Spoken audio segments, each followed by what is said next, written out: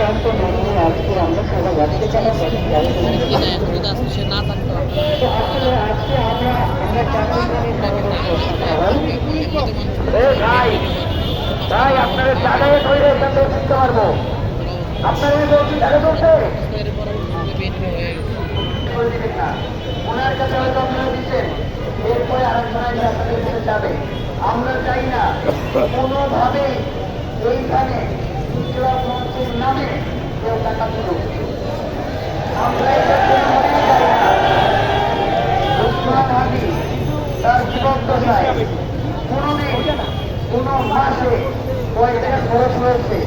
এটা public statement দিয়ে আপনাদেরকে জানিয়েছে কয় টাকা উঠেছে আমাদের কিছু কষ্ট হয় রাখতে আমরা কোনোভাবেই চাই না